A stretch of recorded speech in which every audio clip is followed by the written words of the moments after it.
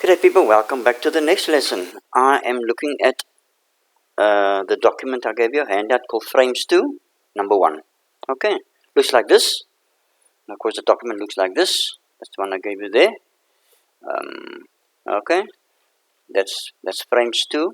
Okay, I've given you all the answers. I'm going to look at this one. I'm going to calculate support reactions. And then I'm going to visit one or two or three of the joints and solve them to find the size of the forces in the members and whether they are tension or compression. Okay, well, let's have a go. What's the first thing we do is put in where we think the reactions are going to be and assume them, whether it's vertically upwards, downwards, and horizontally to the left or right, and so on. Okay, right, let me just see. Right, let's do this over here. Alright, we have a pin joint. We have a roller joint. So I'm going to assume that this is going to be upwards like so. We have a pin joint there. I am going to assume it's going to be upwards. Remember, a roller joint, one possible reactions, and pin joint, two possible reactions. I am going to assume that it's going to do something like so. Okay, right. And I'm going to give them names. I'm going to call this HG.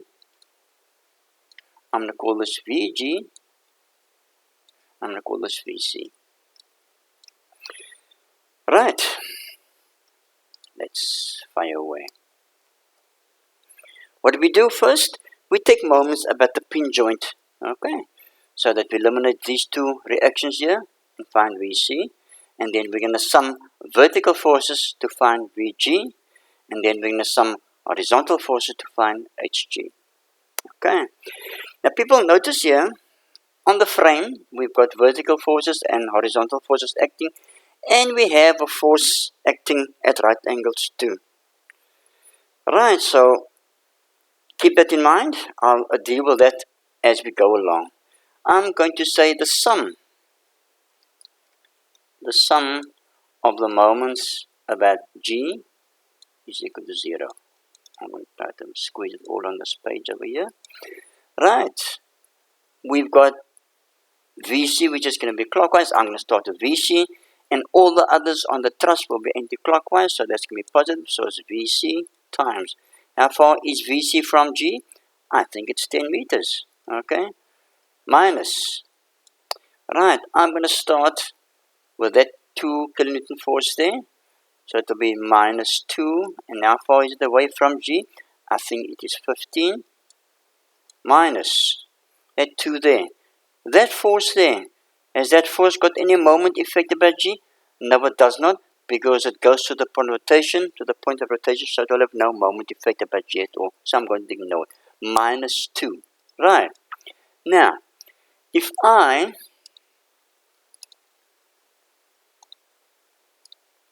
remember, a force is a moment times a perpendicular distance. So if I extend the line of action, oh sorry, I didn't mean that. Let me just change it there. If I extend the line of action of that force down to there, like so, and that's a right angle there, can you see that the distance from that point to G will be the lever arm for that force? Do I know what the distance is? No, I don't exactly know, but I can work it out. Okay, that's 5 meters, so I need to work at that little piece over there. Let me call that point, let me call it M. Okay, that up to that point there. Do I know what MC is? No. I'll have to work it out. Right. Now people, this is where you really need to know your trigonometry very well. Okay. So in this triangle ABC, I'm going to work at AB. I'll say that again. In triangle ABC, I'm going to work at AB. So I'm going to say, let me see. I'm going to say the cos. I'm going to work over here. The cos of 30 degrees is equal to, I'm looking at triangle ABC. The cos of 30 will be equal to AB over the hypotenuse 5. Okay, so therefore AB AB will be equal to 5 times cos 30. I'm going to work it out. And I get 4.33 meters. So it's 4.33 meters. 4.33 meters. So AB is 4.33 meters. And if you look at this whole frame, people, okay, because that's 30, that means the whole frame ADGA is actually an isosceles triangle, and because that's a right angle over there, AB is equal to BD, so that's also 4.33 meters. And DF and FG is also 4.33 meters.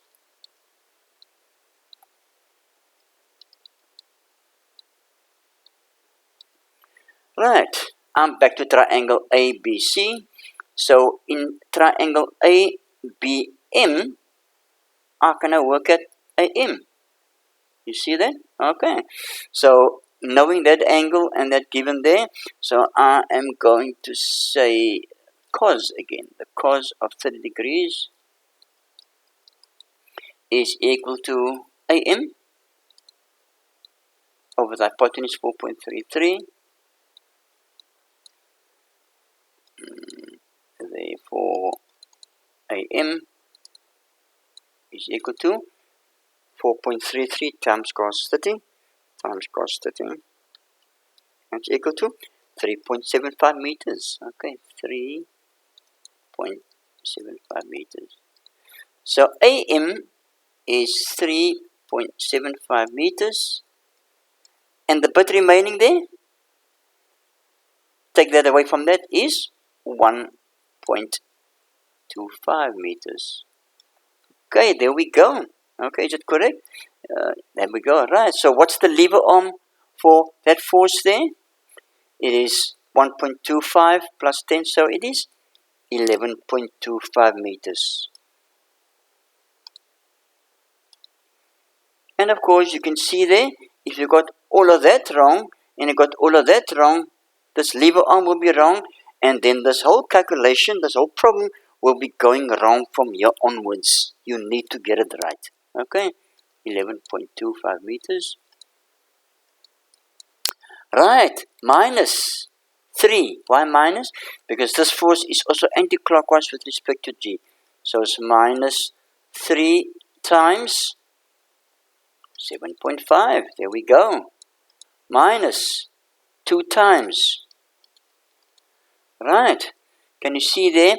If I draw a line of action down here for this force over here, there's a right angle over there. Can you see that that distance from there to there is the same as that distance from there to there? So the lever arm is 3.75 meters. So it's 3.75. Alright.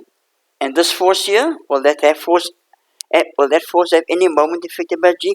No, it don't, because it goes to the point of rotation. That's done, that's done, that's done, that's done. No effect, no effect. But we have this force over here.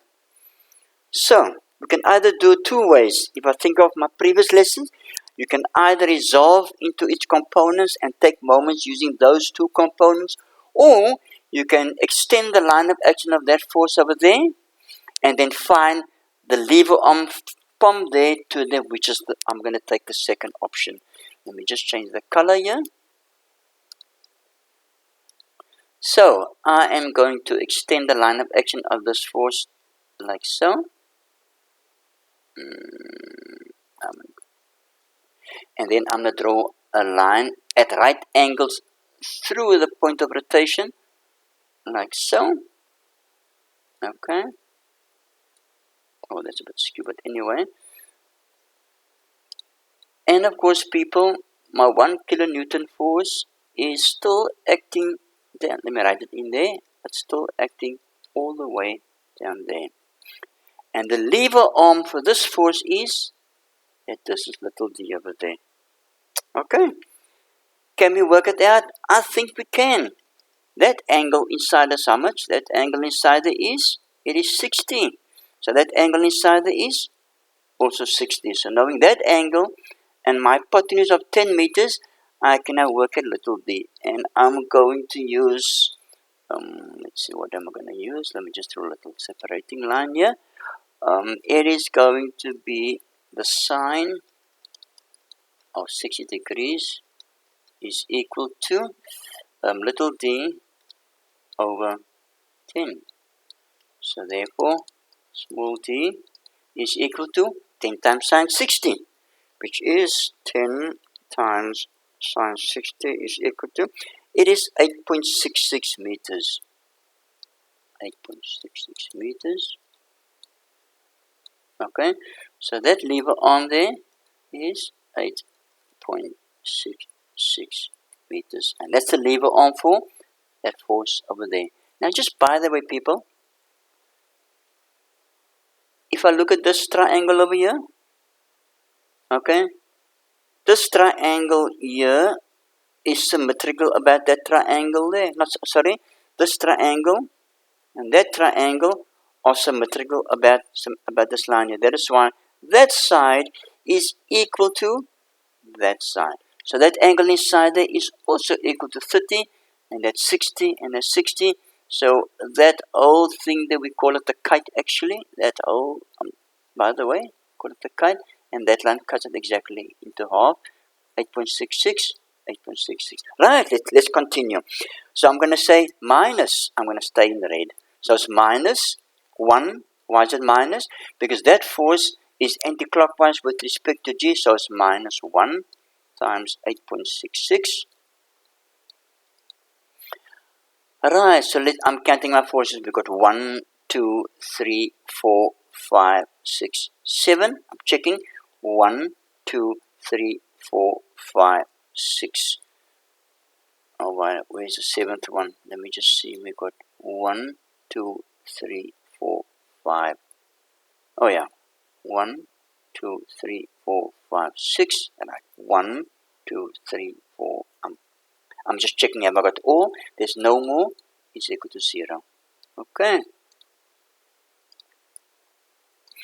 One equation, one unknown. So therefore I can solve for VC. So therefore VC is equal to. I'm going to pause it for the moment while we work it out. So this video doesn't go on for too long. I'm going to just pause it quickly. Right, people. So if you've done it and you rest up before me and you got 9.12, perfectly correct. Okay, 9.12 kilonewtons. And what does the positive sign means? It means that our assumption that VC is upwards is correct. So that's 9.12 kilonewtons. Okay, right. Big frame, getting a bit big, isn't it? Well, we're moving on. We're moving on. You budding structural engineers. Right, people, we need to find VG. We can either, notice the word either, we can either take moments about VC to find VG, which is going to be a fair bit of work, or we can sum vertical forces. I'm going to sum vertical forces. So I'm going to say the sum of the forces in the vertical plane is equal to G. Let me just flick back to my document to see if that's correct. I'm going to my document there. That will be called C vertical. Number 1 C vertical. There we go. 9.12. We are doing well so far. Okay. Right. Let's see. I'm summing vertical forces. So I'm starting from the left. That's minus 2. Minus 2. Minus 3. Minus 2. Minus 2. Plus VC, which we just found. Plus VG, the one we want to find. Are we done? No, not exactly. We need to resolve this force here into its horizontal and vertical components, like we done in the previous lectures. Okay, so let's just quickly do that.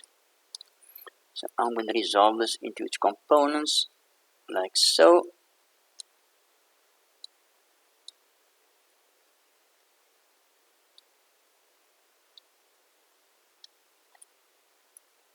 Right. Now we're going to say, so what is that angle there? I'm not going to explain all of it, all the geometry, but that angle there is equal to that angle inside there. You go and you work it out for yourself. You stop the video and you do the geometry and you see that that angle inside there is equal to that angle there. Whatever that angle is, it's going to be that angle there. And if I'm using that angle, so therefore this component will be equal to 1 cos 30. There we go. 1 cos 30. And that's going to be 1 sin 30.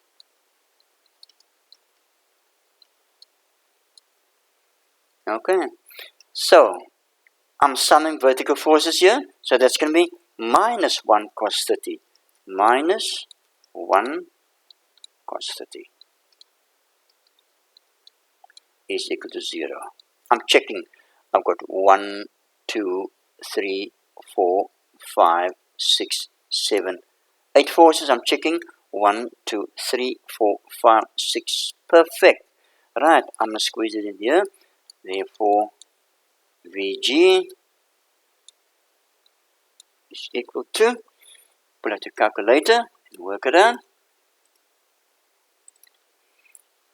Right, and if you did the calculation, as you should have done, you see that VG is equal to 2.75 kilonewtons. 2.75 kilonewtons. And because our answer is positive, what does it mean? It means that our assumption that VG is going up is in fact correct. Which I didn't do over here, sorry. I didn't do this here, let me just do it now. VG is equal to 2.75 kilonewton. Are we done? No. We need to find the old HG. So I'm going to sum horizontals. So I'm going to say the sum of the forces in the horizontal plane is equal to 0. How many horizontal forces do we have acting? 1, 2, 3. Okay, we've got 3. So that one there's plus 1. Plus 1 sin 30. What's sin 30? Sin 30 is a half. What's half times 1? Half. So I'm going to say plus half or plus 0.5. And that's minus HG. Minus HG. Why is it minus? Because it's going to the left. Okay. Therefore, HG is equal to 1.5 kilonewtons. 1.5 kilonewtons. Right. Be very careful. The sign is positive. What does it mean? It means that our assumption that HG is going to the left is in fact correct. It's not minus, it's correct.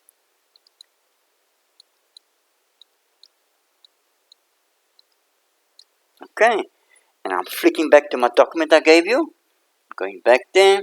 So horizontal is 1.5, vertical 2.75 is all correct. We are actually doing well. Okay, so people, that is you calculate the reactions for that particular frame there. You can see it's a fair bit of work. And what added to that fair bit of work was this little one force over here, which was acting at right angles to the frame there. So I'll just recap again. To find the reactions, I found its lever arm by doing a bit of trigonometry. And when I summed verticals and summed horizontals, I had to use its components to find VG and HG. Okay, people, that was a nice long one. I will stop there and see you in the next lesson where I'm going to go to some of the joints and solve them. Okay, I'll see you in the next video.